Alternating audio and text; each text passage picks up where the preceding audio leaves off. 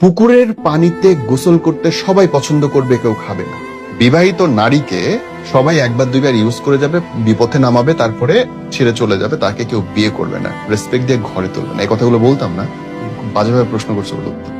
বউ যদি ঐশ্বরিয়া রায় বা পরিমণিও হয়, তাও আসলে লাভ হচ্ছে না কেন? মানে পুরুষের ক্ষেত্রে, একজন হাজবেন্ডের ক্ষেত্রে।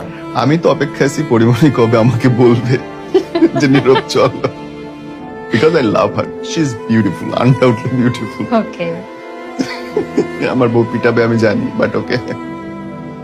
দেখো, শারীরিক সৌন্দর্যের গুরুত্ব অপরিসীম, অপরিসীম।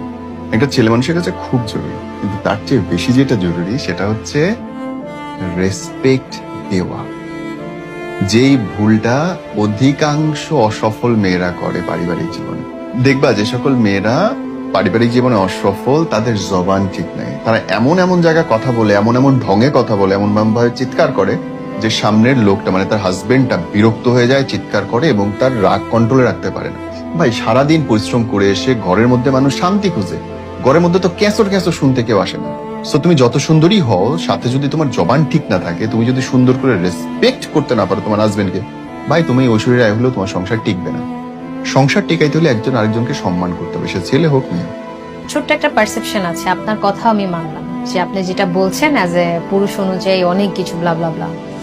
তো আপনি এটা বলতে পারেন, মানে এরকম অনেক মেয়ে আমি দেখেছি, ইভেন আমার পরিচিত অনেক ফ্রেন্ডরাও আছে, যে she is perfect and all is perfect, সংসার পারফেক্ট, সন্তান পারফেক্ট, শ্বশুর শাশুড়ি সব দিক থেকে পারফেক্ট, মেয়েটা অনেক সুন্দরী, সবকিছু সে ডিজার্ভ করে অ্যাজ এ সবকিছু, বাট তাও হাজবেন্ডের মন ভরে না, হাজবেন্ডের অন্য কোথাও মুখ দিতেই হয় কেন? ওকে, তর্ক যেহেতু করলে একটু শুনে নাও। বাইরে থেকে কোনো দিন বিচার করা যায় না। পৃথিবীতে দুটো সম্পর্ক কাপড় ছাড়া, একটা মা বাবা, মা সন্তানের, আর একটা হাজবেন্ড ওয়াইফের। তোমার সাথে তোমার বন্ধু, তোমার আপন খালা, তোমার চাচি যখন কথা বলবে, তার সামনে 100টা মুখোশ, 100টা পর্দা থাকবে। সে সেইটুকু প্রকাশ করবে যেটুকুতে তার লস নাই। একটা হাজবেন্ড ওয়াইফ যখন রুমের মধ্যে থাকে গভীর রাত্রে গিয়ে, তখন তারা একজন আরেকজনের সামনে পুরোপুরি উন্মুক্ত হয়, সমস্ত বাধা বিপত্তি ভেদ করে, এবং সেই যে নগ্ন রূপ দুজন মানুষের, সেইটা বিচার্য। রুমের বাইরে এসে কেউ মুখোশ ছাড়া কথা বলে না ব্রাদার।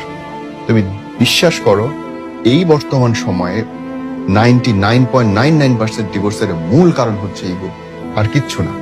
একটা মেয়ে ডিভোর্স দিয়ে আরেকটা জায়গায় গিয়ে ঠিকই সংসার করবে, তার স্বামী কোন একটা মেয়ের সঙ্গে হয়তো কথা বলছে বা ডেট করছে,